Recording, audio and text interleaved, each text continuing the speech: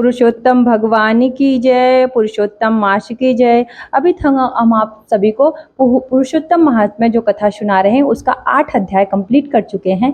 अब हम 9वां अध्याय और 10वां अध्याय आज आपको सुनाएंगे, तो आप ध्यान पूर्वक इसका रसपान करिए। नारद जी ने पूछा, हे भगवान, ब्राह्मण की वह पुत्री इसके पश्चात उस वन में आगे किस प्रकार रही, किसके साथ उसका विवाह हुआ और किस मुनि ने उसका विवाह संस्कार कराया। श्री नारायण बोले, पिता के शोक में डूबे रहकर इस प्रकार बहुत सा समय बीत गया।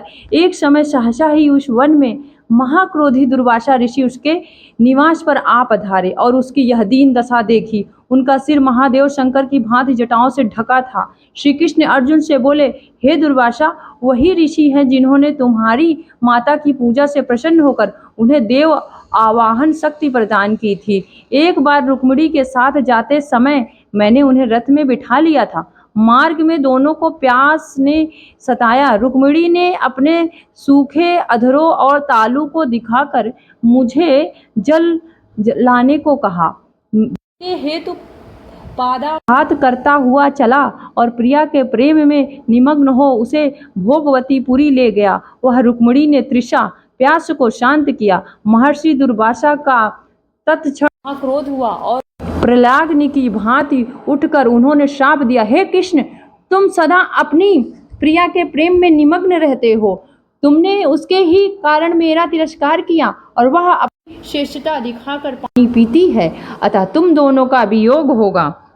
अनेकों तीर्थों के जल से जिनकी जटाएं भीगी रहकर जिनको सुशोभित करती हैं, ऐसी महान तपस्वी महर्षि दुर्वासा को उस ब्राह्मण बालिका ने देखा। तब वह अपने शोक विह्वल मुख को ऊपर उठाकर ऋषि को नमस्कार करती हुई उठ खड़ी हुई और उन्हें अपने आश्रम में ले गई। अपनी कुटिया में महर्षि दुर्वासा का अर्घपाद्य एवं नाना प्रकार के जंगली फल फूलों से आतिथ्य करके वह बालिका विनय करती हुई बोली, हे महाभाग, अत्रि गोत्र कुल के सूर्य, आपको मेरा नमस्कार है। आपके आगमन से मेरे भाग्य का उदय हुआ है। आज मेरे सभी व्रत सफल हुए, सभी पुण्य सफल हुए और मेरा जीवन सफल हुआ।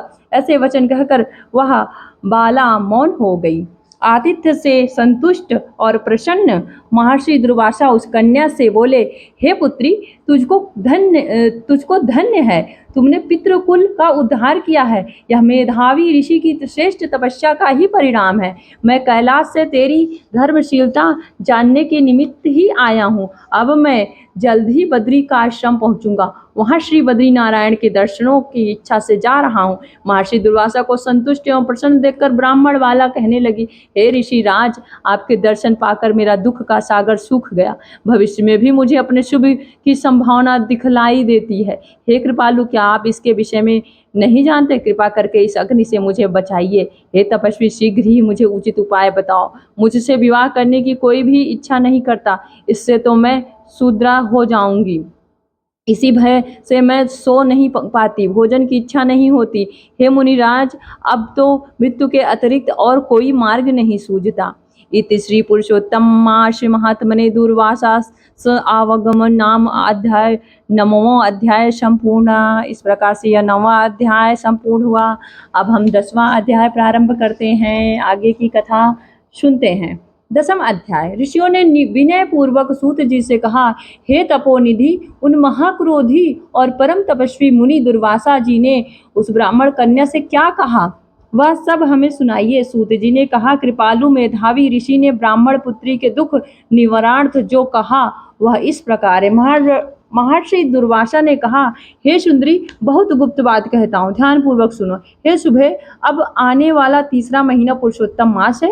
उसमें तीर्थ में जाकर स्नान करने से मनुष्य बाल हत्या तक के दोष से मुक्त हो जाता है। हे सुंदरी, इससे अधिक कार्तिक आदि महीने में भी नहीं है। सब महीने, पक्ष और पर्व आदि पुरुषोत्तम मास की 16वीं कला के समान भी नहीं। वेद शास्त्र के समस्त साधन इस मास की 16वीं कला से भी समानता नहीं कर सकते। हे सुंदरी, गंगा में 12,000 वर्ष तक, गोदावरी में एक समय के स्थान तथा सिंह के बृहस्पति में एक बार स्नान करने से जो फल प्राप्त होता है, वही फल किसी भी स्थान पर एक बार स्नान करने से इस मास में प्राप्त हो जाता है। इस मास में दान तप जप आदि करने से मनोकामना पूर्ण होती है। इसलिए श्री कृष्ण के प्रिय इस मास का तुम भी सेवन करके अपनी मनोकामना पूर्ण करो। हे शुभे शुभे, मैं भी इस पुरुषोत्तम मास का सेवन करता हूँ, अतः तुम भी इसका सेवन करो। मुनि दुर्वासा इस प्रकार उस ब्राह्मण कन्या से कहकर चुप हो गए। श्री कृष्ण बोले, दुर्वासा के वचन सुनकर वह मूर्ख कन्या क्रोधित हो कहने लगी, हे ब्राह्मण, आपके वचन मुझे पसंद नहीं है। माघ कार्तिक एवं वैशाख आदि मास सेवन करने पर क्या इससे कम फल देने वाले हैं? शिव, पृथ्वी, सूर्य, अंबिका एवं गणपति की सेवा पूजा क्या उससे कम फलीभूत है? व्यतिपात आदि योगों को छोड़कर आप इस मास की प्रशंसा क्यों करते हैं? यह मास तो सब कर्मों में निंदित मलमास है। सूर्य की संक्रांति इसमें न होने पर भी इसे आप श्रेष्ठ कैसे कह सकते हैं? मैं जानती हूँ कि सब दुखहारी निःसंदेह श्री हरि हैं, परंतु यह कैसे मान लूं कि यह मलमास श्री हरि का विशिष्ट प्रिय मास है। ब्राह्मण पुत्री के यह वचन सुनकर महर्षि दुर्वासा की आंखें क्रोध से लाल हो गई, किंतु मित्र कन्या होने के कारण उसे शाप नहीं दिया, अपितु दया आ गई। उससे अपना हित अनहित जानने में योग्य नहीं समझा। पुरुषोत्तम मास की महिमा बड़े बड़े विद्वान नहीं समझ सकते हैं, तब मूर्ख बुद्धि पुरुष तथा स्त्रियां कहाँ जान सकते हैं।